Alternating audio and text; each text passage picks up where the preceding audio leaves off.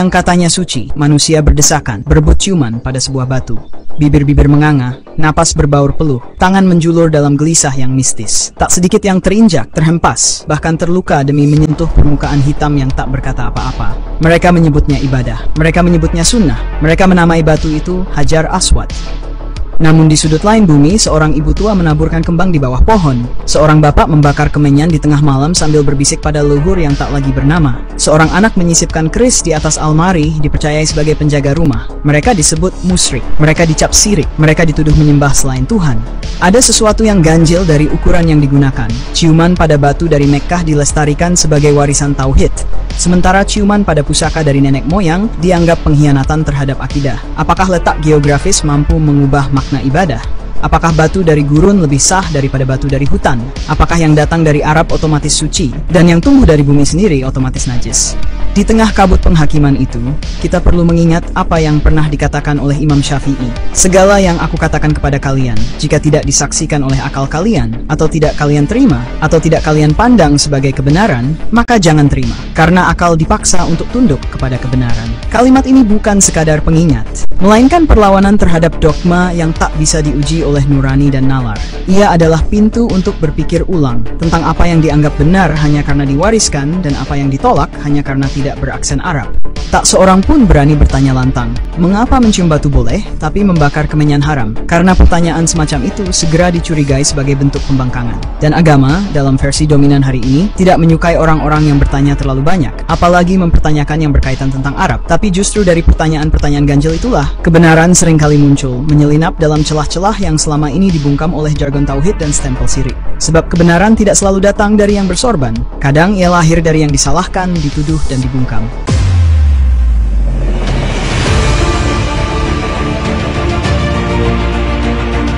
Di bawah langit Nusantara, aroma dupa naik perlahan ke udara, menyatu dengan doa-doa yang tidak pernah dicatat dalam kitab Arab.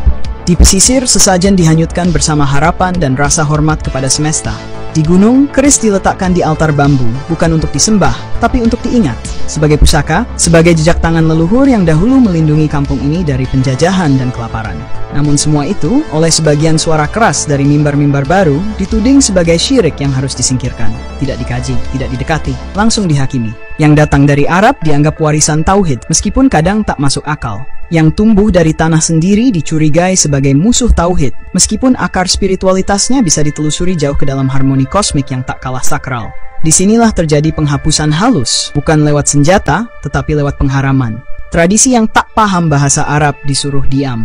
Kepercayaan yang tidak lahir dari padang pasir disuruh lenyap. Padahal bila kita jujur, tradisi lokal ini tidaklah menjadikan benda sebagai Tuhan. Tidak ada petani yang menyembah nasi tumpong. Tidak ada dukun yang menganggap keris sebagai pemilik hidup. Mereka menghormati, seperti kita menghormati batu di dinding Ka'bah. Mereka mengenang, seperti kita mengenang Nabi dengan mencium jejak langkahnya. Tapi tafsir tentang tauhid telah dipersempit. Hanya boleh memakai simbol Arab, hanya boleh berbahasa Arab, hanya boleh suci jika disetujui Timur Tengah. Sebelum Islam datang dengan risalah yang kita kenal hari ini, batu itu sudah lebih dulu berada di sana, di sudut Ka'bah yang sekarang disebut rukun. Ia bukan benda asing yang tiba-tiba disucikan oleh wahyu, melainkan bagian dari memori panjang masyarakat Arab pra-Islam. Dan sejarah mencatat dengan terang bahwa penghormatan terhadap Hajar Aswad bukan dimulai oleh Nabi Muhammad, tapi telah lama menjadi simbol sakral bagi orang-orang Quraisy, bahkan melebihi berhala-berhala yang mengelilingi Ka'bah. Riwayat pembangunan ulang Ka'bah oleh penduduk Mekkah memperlihatkan betapa luar biasanya posisi batu ini. Ketika para pemuka Quraisy berselisih tentang siapa yang paling berhak meletakkan Hajar Aswad di tempatnya, situasi hampir berubah menjadi perang antar kabilah. Anehnya, tidak ada satupun sumber sejarah yang menyebutkan perselisihan serupa terkait berhala mana yang lebih dulu dikembalikan ke dalam Ka'bah.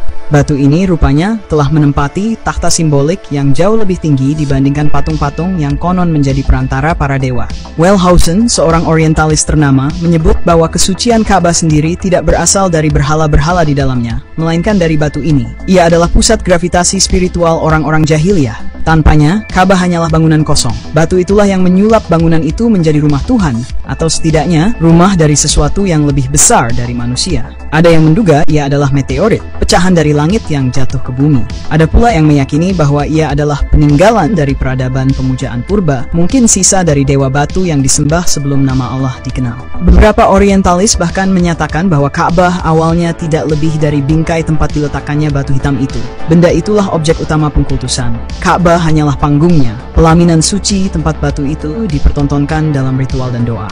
Ini bukan kesimpulan liar. Jejak-jejak arkeologis dan etnografis menunjukkan bahwa di banyak wilayah Arab pra-Islam, pemujaan terhadap batu adalah bentuk peribadatan yang lumrah. Di Gaman, misalnya, ditemukan situs pemujaan dengan batu bernama Kohmam, batu yang bentuknya mirip dengan Hajar Aswad dan juga dipuja. Di Najran, di Tisalal, bahkan di kuburan-kuburan kuno, batu-batu khusus dijadikan pusat penghormatan. Makam-makam dibangun bukan karena tanahnya subur, tapi karena ada batu suci di sana.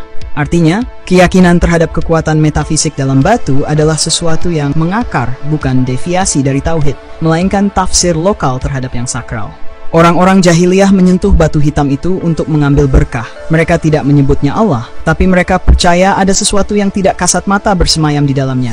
Mereka bersumpah di depannya, menangis di hadapannya, menggantungkan harapan pada permukaannya yang dingin dan hitam. Di sekitarnya, ritual terjadi. Di bawahnya, janji-janji diikrarkan. Lalu waktu berlalu, Islam datang, dan batu itu tetap tinggal. Tak hanya tinggal, tapi diberi tempat khusus. Diciumnya oleh Nabi, dan semenjak itu, ciuman itu diwariskan turun-temurun sebagai ibadah. Tentu ini bukan tuduhan, ini adalah pencatatan sejarah yang telanjang. Hajar Aswad tidak disalahkan karena disucikan, tapi sikap selektif kita yang perlu ditelanjangi. Karena dari sejarah ini, kita belajar satu hal, bahwa batu bisa menjadi suci jika ia datang dari Arab.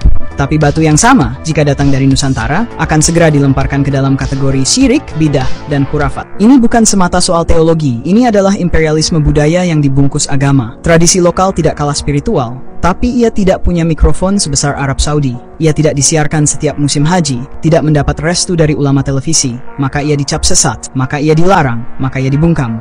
Yang lebih tragis, pembungkaman ini dilakukan oleh anak-anaknya sendiri. Kita melupakan pepohonan yang menyembuhkan, batu yang menyimpan pesan, dan laut yang diajak berdialog oleh nenek moyang kita. Semua itu dikubur atas nama tauhid. Padahal yang terjadi sebenarnya hanyalah pemaksaan satu tafsir, satu budaya, satu aksen Arab. Disinilah tragedi spiritual kita dimulai. Kita tak lagi mengenal kesucian selain yang dikabarkan dari jazirah. Kita menukar pusaka dengan plastik kemasan haji. Kita membakar dupa terakhir sambil meminta ampun karena telah terlalu lokal. Tauhid, dalam pengertian yang murni, adalah pengesaan Tuhan, bukan pengesaan budaya tertentu. Namun dalam praktik yang menjalar di banyak tempat, terutama di negeri-negeri bekas jajahan yang kini sedang sibuk memurnikan agama, tauhid berubah wajah menjadi alat standarisasi. Ukurannya bukan lagi makna, melainkan asal. Yang datang dari Arab diasumsikan murni, sementara yang lahir dari bumi sendiri dianggap keruh dan tercemar. Dan inilah wajah baru kolonialisme spiritual. Menjarah batin bangsa lain atas nama pemurnian iman. Batu dari Arab boleh dicium, tapi batu dari hutan Jawa harus dijauhi. Air Zam-Zam dianggap berkah, padahal tak beda secara kimiawi dengan air sumur keramat di desa. Bahkan bahasa Arab disebut sebagai bahasa surga, sementara mantra nenek moyang yang dilantunkan dengan rasa takut dan hormat dikutuk sebagai bisikan setan. Kita tidak sedang membahas dua hal yang berbeda, kita sedang membahas satu hal yang sama, simbol. Tapi simbol dari jazirah boleh disucikan, sedangkan simbol dari kampung sendiri harus dimusnahkan. Ini bukan tauhid, ini adalah tebang pilih. Mereka yang bersikeras mempertahankan tradisi lokal segera dibungkam dengan dalil. Namun dalil itu seringkali bekerja selektif. Mencium batu yang tidak bisa bicara dianggap mengikuti sunnah. Tapi menaruh bunga di batu nisan dianggap menyembah kubur. Padahal tidak ada yang benar-benar menyembah batu, kecuali mereka yang menyembah simbol Arab itu sendiri, tanpa tahu sejarahnya. Tauhid tidak pernah mengajarkan kita untuk membenci yang tidak beraksen Arab. Ia hanya meminta kita untuk tidak menyembah selain Tuhan. Tapi dalam versi hari ini, Tauhid telah dikonstruksi sebagai semacam Arabisasi rohani. Siapa yang lebih mirip Arab dianggap lebih dekat dengan Tuhan. Inilah saatnya kita bertanya, sejak kapan Tuhan mengharuskan pengikutnya untuk menyeragamkan diri berdasarkan wilayah geografis tertentu? Adakah nalar dalam agama yang hanya mengenali keris sebagai syirik, tapi tidak pada batu hitam yang direbutkan oleh para kepala kabilah jahiliyah? Adakah hikmah dalam logika yang menuduh sesajen sebagai bentuk penghambaan pada jin, tapi tidak menyoal jemaah yang menggosok-gosok tubuh ke kain penutup Ka'bah untuk berkah? Barangkali bukan karena tauhid kita yang kuat, tetapi karena rasa rendah diri kita yang dalam. Kita curiga pada keris bukan karena keris itu menyesatkan, tapi karena ia terlalu dekat dengan kita. Kita panik melihat sesajen bukan karena takut pada kemusyrikan, tetapi karena takut pada warisan sendiri. Dalam diam, kita lebih percaya pada yang jauh. Dalam sunyi, kita diam-diam malu menjadi diri sendiri. Ketika seseorang menyebut kata kearifan lokal, seketika itu pula muncul wajah-wajah resah yang bertanya, apakah ini sesuai syariat? Tapi ketika seseorang membawa kiswah bekas Ka'bah atau butiran pasir dari Padang Arafah, tak seorang pun bertanya akidahnya. Ia langsung dianggap suci, mulia, penuh berkah, seolah seluruh kesakralan hanya bisa diimpor, bukan ditumbuhkan. Kita takut pada yang lahir dari tanah sendiri karena kita tidak pernah diajari untuk mencintainya. Kita tumbuh dengan doktrin bahwa yang asli adalah Arab dan selebihnya hanya pernak-pernik bid'ah yang harus dicabut sampai ke akar. Maka rasa takjub kita pada sesuatu selalu menempuh jalan jauh. Dari gurun pasir, dari untayan doa berbahasa asing, dari cerita tentang batu dan padang yang tidak kita alami, tapi kita agung-agungkan. Kita takut menyentuh pusaka nenek karena katanya dihuni jin, tapi kita rela menyentuh dinding Ka'bah yang dulu pun pernah dikelilingi berhala. Kita malu menyebut laut sebagai penjaga kampung, tapi kita tidak malu mencium batu yang disucikan sejak zaman jahiliyah. Ini bukan lagi soal teologi, ini soal identitas yang dibunuh perlahan dengan pisau yang bernama pemurnian. Inferioritas ini menjelma dalam bentuk yang paling memalukan, menjadi pengikut yang membenci dirinya sendiri.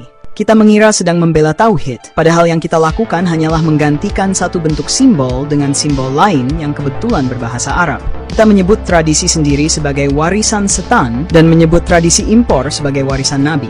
Padahal Tuhan tidak mewahyukan lokasi, Ia mewahyukan makna. Ketakutan kita pada tradisi sendiri adalah cerminan dari ketidakmampuan kita memahami keagungan yang lahir dari tanah yang kita pijak. Kita memerlukan legitimasi dari jazirah lain untuk merasa sah sebagai hamba. Seolah Tuhan tidak akan mendengar jika doa kita tidak memakai logat padang pasir.